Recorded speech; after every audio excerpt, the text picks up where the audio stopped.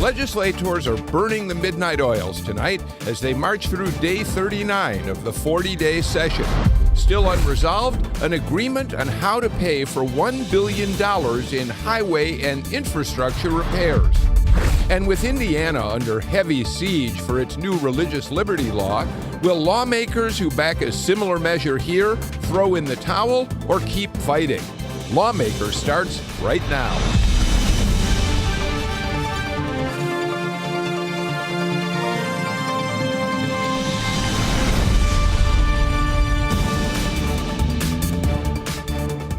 Good evening and welcome to Lawmakers. I'm Bill Nigut. It is day 39 of the 2015 session. The closer we get to sine die, the messier the political sausage making gets. So let's head down to the Gold Dome for the very latest. The House and Senate right now are in recess for dinner. They're going to work a long, long night.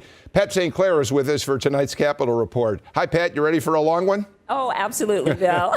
And tonight we do begin with news of a possible compromise on the transportation bill. Both the House and the Senate, of course, are still working, and both, as you said, are at dinner recess right now. But before the House took their dinner break, Speaker David Ralston announced that he has gotten word the House and the Senate are very close to reaching an agreement on transportation. One of the key sticking points has been the excise tax on gas and how much it should be. We will keep you posted. Young children with autism will be guaranteed insurance coverage under a bill unanimously passed by the Georgia Senate today. Last week, Senator Charlie Bethel and Representative Richard Smith came up with a compromise to save the autism bill, which was in danger of dying in committee. They each chair their respective chambers' insurance committees. Senator Bethel explained that the autism language was attached to HB 429, sponsored by Representative Ron Stevens. His legislation dealt with insurance coverage as it relates to people in end-of-life circumstances with a terminal diagnosis. Well, that's the same code sections as insurance coverage related to things like autism and many other things. So we found a partner, so to speak, who was willing, and that was a path that was acceptable to the House once we made some adjustments to our language. And so those things together found a path forward, and now we head back to the House for them to agree to the changes we made. But we've agreed to do that, and we look forward to them taking up the legislation and passing it on to the governor. Richard Smith, the chair of insurance in the House, has a separate proposal which he introduced last week. His proposal is far more broad and comprehensive than what we're passing this week. And so the agreement is if his proposal advances next year and becomes law, that the provisions that we passed today would be repealed because you wouldn't need to have two laying on top of one another. They'd be doing the same thing. Gotcha. So now you said it goes back to the House. So what's the process? It goes back and it's what's in what we call special orders. So now we've changed the House bill. Obviously the House passed Representative Stevens' bill. We've added to it. We have to pass it in the same form on both sides. So now it goes back in what's called special orders.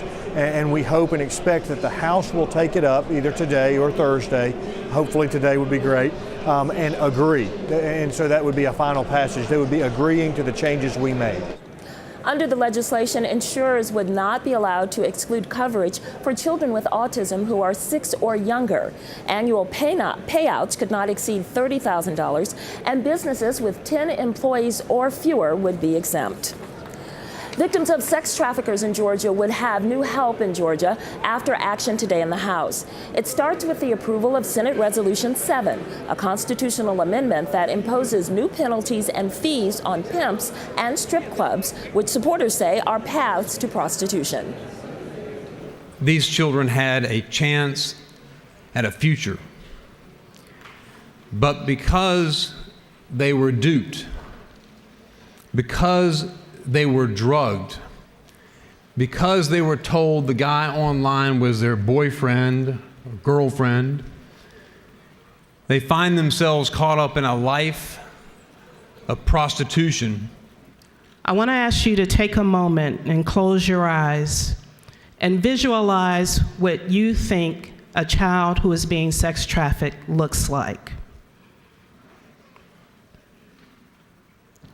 Now I want you to shift your paradigm and think about your nieces and your nephews, your sisters. That's really what these children look like. The resolution had overwhelming support, but there was opposition from lawmakers who believe a special fee on strip clubs is illegal and also think the resolution is unnecessary. The laws are in place. We don't need this resolution. We don't need this bill. The laws are in place. This bill does not address the underlying problem of sex trafficking. SB 7 is a constitutional amendment that requires voter approval. A companion bill, SB 8, also passed in the House today. It's called the Safe Harbor for Children Fund. It will use money collected from the new fees to provide housing, health care, and other services for sex trafficking victims. A routine bill on updating driver's license standards turned into a feisty debate on immigration and whether immigrants who are here illegally should be allowed to drive legally. What you have in front of you is Amendment 1 would simply clarify Georgia law, restore it to its original intent to make sure that only lawful residents of the state of Georgia may receive a Georgia driver's license. Senator Josh McCoon tried to amend HB 118 by adding language to prevent undocumented immigrants from getting Georgia driver's licenses.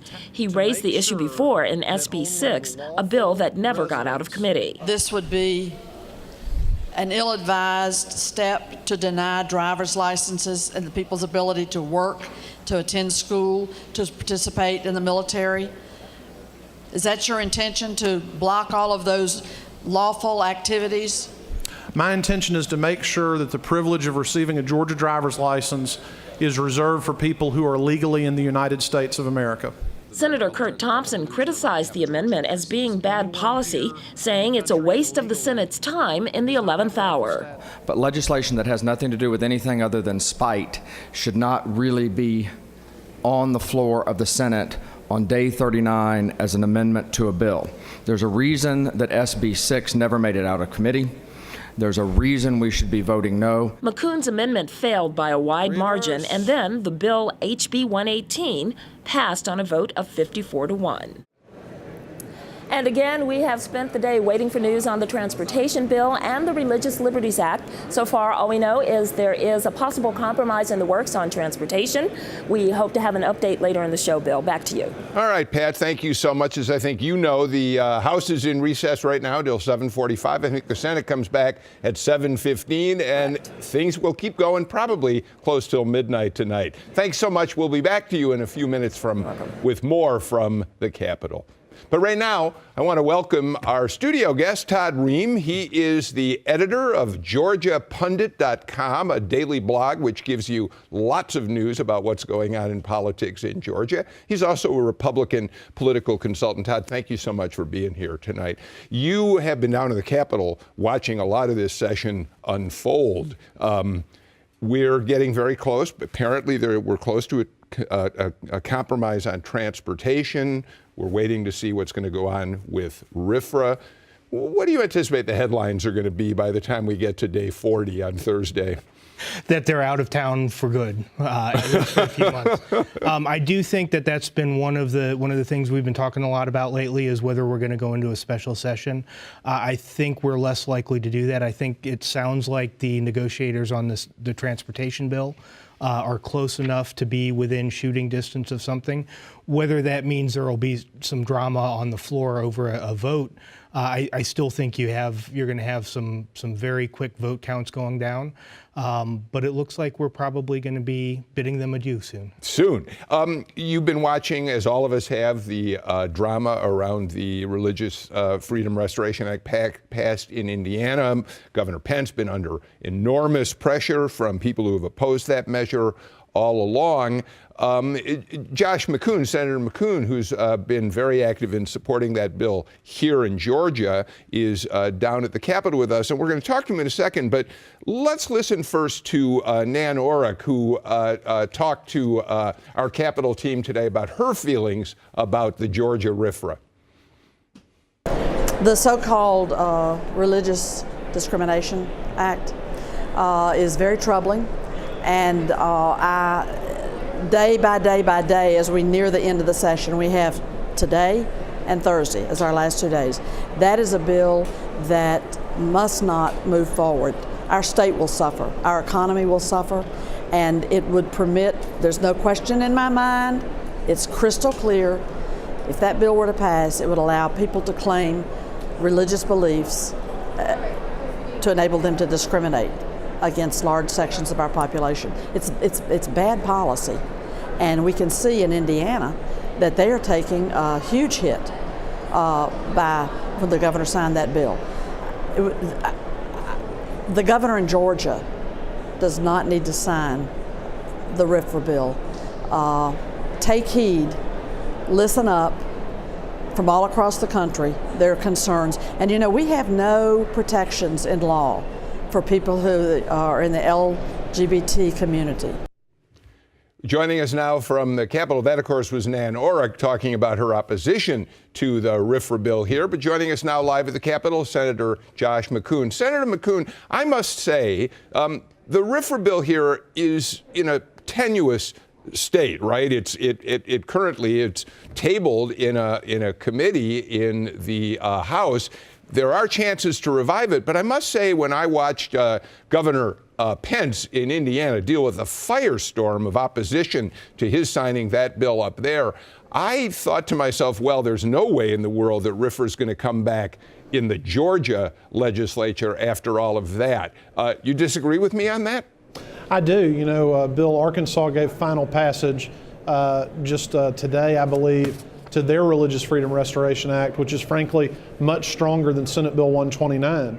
And I think whether we get this done in the next few days or whether we continue the conversation as the Republican Party holds district conventions and the state convention in Athens in May, and party activists make it very clear to their elected officials that they believe free exercise deserves to be treated the same way free speech, free press, and free association claims are treated in this state. So, Senator, we are just a few hours away from finishing day 39. You've got to be done by midnight to get the 39th day on the books. You got one day after this. What is the path to get RFRA back for consideration in the Georgia legislature? Well, there's still a lot of conversations going on regarding the bill that's pending in the House Judiciary Committee. I'm still hopeful that we're going to be able to get something put together and put forward. But again, we have a 2-year cycle here for a reason. And if we're not able to get it done by the end of the day Thursday, I will make you a promise. We will be back in January after spending a lot of time all over this state reminding people of the importance of free exercise for people of every faith in this state, and again, putting to rest the lies that are being told by those that oppose the bill. Senator Todd Rehm is with me in the studio tonight. He's been down there watching your work closely, and I think he wants to ask you a question. Senator, one of the specters that's been raised is of problems with economic development, problems with tourism, problems with maybe sporting events in the future that don't seem to have any relation to the real merits of the bill, but more about the firestorm that it's created. How do you address those kind of concerns? I think the way we address it, Todd, is just continuing to make it very clear what this bill does and what it does not do. This bill doesn't provide any sort of license to discriminate. It doesn't provide any sort of mechanism for people to mistreat others. What it does is it's a restraint on the government from mistreating people of faith and from discriminating against people of faith. And we've got to get that message out. I mean, we have the far left outrage machine in overdrive, being frankly assisted by some willing accomplices in the mainstream media. And we've got to be willing to push forward very strongly and continue to stand up for this, because it's the right policy, it's the right thing for the state of Georgia to make sure that people of faith are not second-class citizens. Senator, I hear your concerns that you say it's the mainstream media that has been kind of whipping this into something of a frenzy. You talk about liberals, but you've also watched in Indiana some pretty mainstream organizations like the NCAA, like Apple, and their chair opposing this legislation, chambers of commerce who are opposing it. So the business community seems concerned, certainly with the Indiana law, and there's questions, I guess, about whether they would have the same reaction here in Georgia. Well, I think an important distinction to note, and I'm fully supportive of the Indiana bill, but Senate Bill 121 just mirrors federal law. So the government has to be a party to any case under Senate Bill 129. The notion that there's going to be some kind of dispute between private parties under Senate Bill 129 is impossible. All we're talking about is a common sense restraint on state and local government for mistreating people of faith. It's not going to allow this sort of parade of horribles that the opposition's talked about. And in the 22-year history of the federal legislation, they've been unable in over a year to cite a single case where anyone has been mistreated as a result of the application of this bill. Senator McCoon, thank you so much for being with us. We'll watch very carefully what happens as we move towards the sine die late Thursday at some point. Thank you very much for joining us tonight. Thank you.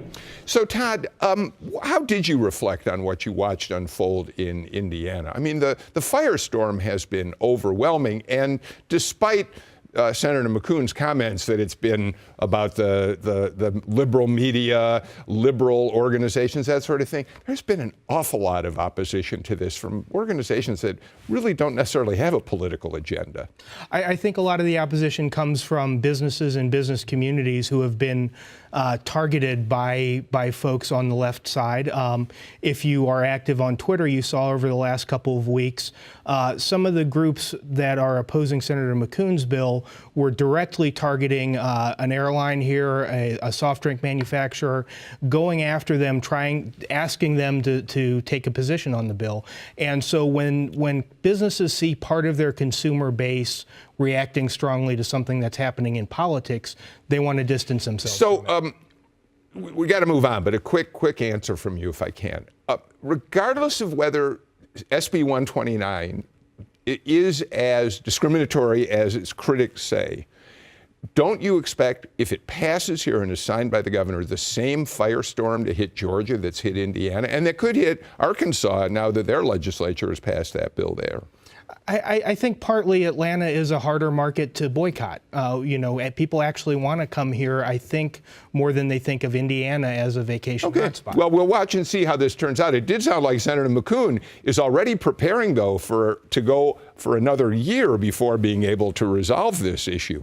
I think he's in it for the long run. Okay. The other measure that we're following very closely tonight is the transportation funding bill, of course. Everybody agrees that the governor, the speaker, lieutenant governor all say they got to raise $1 billion+ this year.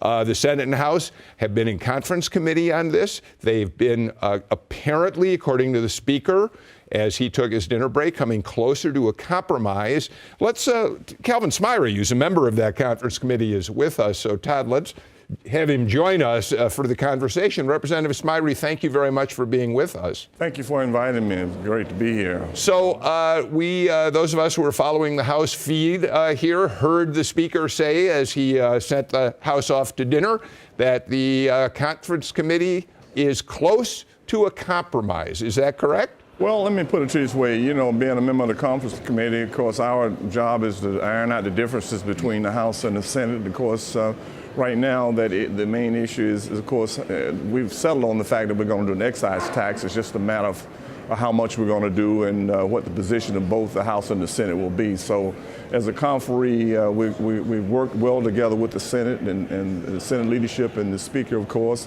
And we're trying to get there, and we're working closely. We're just going to continue working during the night. Well, Representative Smyre, I know that you are going to play your cards close to the vest. You have been in that body way too long to just start talking it all out with the media. Nevertheless, do you feel that the distance between the Senate and the House on the excise tax has been some 5+ cents, right? Do you correct. feel like you've come closer to agreeing at least on a figure for the excise tax? I think we're close, and I think we can get there. There are a lot of nuances as it relates to how we get to the figure of the amount that we had allocated that we wanted to get to. So the fact of the matter is now, as we negotiate the last items that are kind of sort of ancillary, and then I think we can come to the number and that we can all agree upon and have a conference committee sometime late tonight. So If you agree on a excise tax, my understanding is you might be short on that $1 billion figure, and I think I heard you allude to that a second ago. You've got to find some other means for raising the $1 billion if you agree on a lower excise tax. Correct? You're correct, Bill. In the Senate bill they had several items, in the House bill they had several items, and that's what we will have to do. We'll have to go through that maze of what we can derive thereof from the various portions that we had, and then add that to the excise tax, and that's what gets us to our goal. But the key is determining what the excise tax is and go from there. Representative Smyre, this is Todd Rehm. I'm sitting in with Bill. Yes. Is there any sense for how the rank and file members, the members who aren't on the conference committee, will react to a proposal in the neighborhood of what you're discussing? From a historical perspective, I've been on many conference committees, and what we try to do is keep them abreast through the various caucuses. And we have a whip system that we kind of utilize, I think, both in the House and the Senate. So as we go, because the conference committee, you can vote up or down. You cannot amend it in any shape, form, or fashion. So therefore, we have to have a great feel of our bodies, on both sides of the aisle, before we can proceed forward. But we have a good feel as to where our members are, because we're taking votes on these various components. So we kind of know where the body is, and I think the Senate is doing the same measure. All right, Representative Smyre, get back to work in that conference committee. Thank you so much for being with us tonight. My pleasure. My pleasure. We're going to take a quick break right now, but we'll be back with more legislators down at the Capitol to give us the latest on their last-minute bills.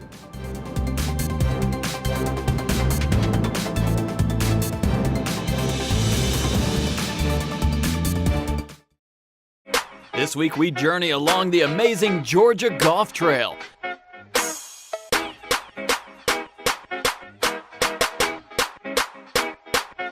From club to club, from hole to hole, the game itself is just the beginning. Beautiful scenery, amazing adventures, and non-stop action from the mountains to the coast. Georgia Traveler is the one and only Georgia Golf Trail. Friday at 8 on GPB. Watch me and see whether or not you want to do it. I guess I'm just going to walk right through. This is alligator country. Are you insinuating that you have to babysit me? This is pretty. Okay. He's kind of warty for a tree frog. Whoop. He's on your hat. I've never seen anything move quite that fast in my life. We're about to make what we call a bear burrito. It's true love. Can I have this for dinner tonight? Sure. Thank you. Come here and give me a kiss. We had less than 24 hours to evacuate. There was a sea of people wanting to get out. It was a terrible moral dilemma. Who goes and who gets left behind? They looked up at the helicopters and I could see their eyes. Desperate eyes.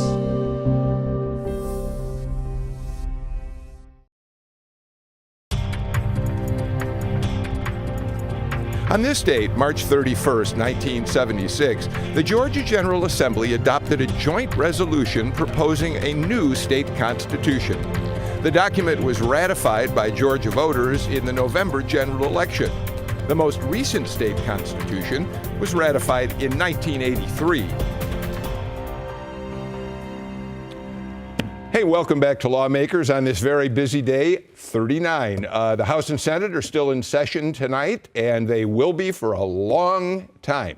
Joining me on the set tonight is Todd Rehm. He is the editor of GeorgiaPundit.com, a blog that you ought to read every day to keep up with the political perspective that he brings to bear. He's also a Republican consultant. Todd, we have Mary Margaret Oliver standing by live at the Capitol. And one of the things we want to talk to her about is the city bills that have been so controversial, the efforts to create two new cities in DeKalb County, North DeKalb County, La Vista Hills, and Tucker. This has been so contentious for going into the second year now. It's been very contentious and very confusing. And initially, the fight was about the tax base, who gets the prime real estate, the prime commercial. And since then, it appears that the most recent issues have to do with some individuals who prefer to be in one city over another. All right, let's bring in Mary Margaret Oliver. Thank you so much for joining us tonight. It's great to have you here. Where do these bills stand now? Is the city of Tucker, or the ability of people to vote for a city of Tucker, the city of La Vista Hills, is there a path out at this point, or are these once again dead for this session? They're definitely not dead. We had a series of votes this afternoon and a fairly contentious back and forth about the posture of the House on the two bills and the posture of the Senate on the two bills. I think that both bills are going to go forward for a possibility perhaps of a conference committee, and then we'll see if they pass by midnight on Thursday. But they're both still alive, and there's a great deal of activity in relation to them. Give us your feeling about these two cities and whether or not they're necessary. These efforts to create new cities are not coming from elected officials, they're not coming from businesses or lobbyists, they're coming from grassroots organizations. My House district goes from Decatur to Brookhaven and Chamblee, and every square inch in between, in Druid Hills and Briar Vista, then across to North Lake and Tucker, is subject to different grassroots organizations by citizens themselves who are bringing forth these proposals for new cities based on a variety of reasons. Personally, I live in unincorporated DeKalb and Druid Hills, and my neighbors are seeking, from what I can tell, their first wish is to be annexed into the city of Atlanta. So we have a great deal of activity from people themselves on the ground about how they wish to be governed. Senator Fran Miller, of course, has really been at the heart of these for some time now. He said the other day that if these things don't pass this year, he thinks the legislature is just through with trying to carve out cities in DeKalb County. Do you think he's right? Is everybody tired of it down there? Well, we are weary, of course, but it's day 39. Fran Miller said that last year, too. He said last year, I'm done with it, no more. Every square inch of DeKalb County today is subject to one proposal or another for a new city or an annexation into Atlanta or another city. Todd Rehm has a quick question for you. There have been a number of other reform bills dealing with DeKalb County government. Do you think that they have the potential for reducing the demand for new cities? The three reform bills that passed, coming from the blueprint and the task force, really will give some good tools to people who want a government that works better. An independent auditor, and good new procurement policies. But frankly, I think the effort for new cities, whether you agree or disagree, seems to have a momentum that I think is going to be hard to stop. All right, Mary Margaret Oliver, thank you so much for taking a little while tonight. We hope you have a productive final hours of day 39. Thanks very much for joining us. Todd Rehm, I want to go back to what we started with, which was RFRA. You had a brief interview with the governor. You're the only one who's been able to talk to the governor about this, and we only have a short time left, but summarize for us what the governor told you about his current posture on signing a RFRA bill if it comes to his desk. Well, he has said consistently that he would sign a RFRA bill, and it goes back, as I went in my interview with him, to 1993. It was his first year in Congress, and RFRA was passed. He said it was very anticlimactic. It wasn't controversial at all. And the interesting question he raised was, why didn't Georgia do it back then? Why didn't we do it in 1993? And I haven't heard a good answer to that. A lot has changed since 1993 and made it much more controversial, but he still says if it comes to his desk, he will sign it.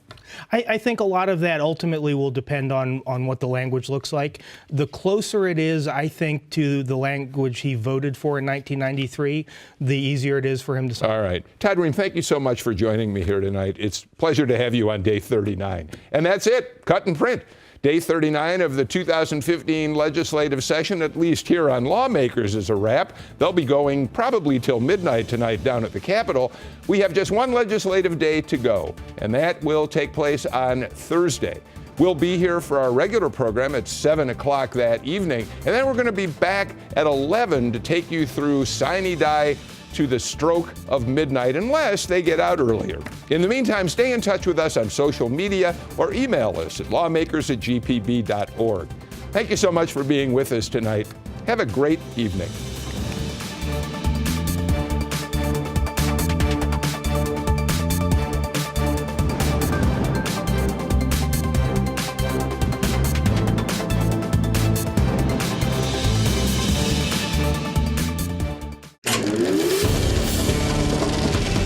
This is a GPB original production.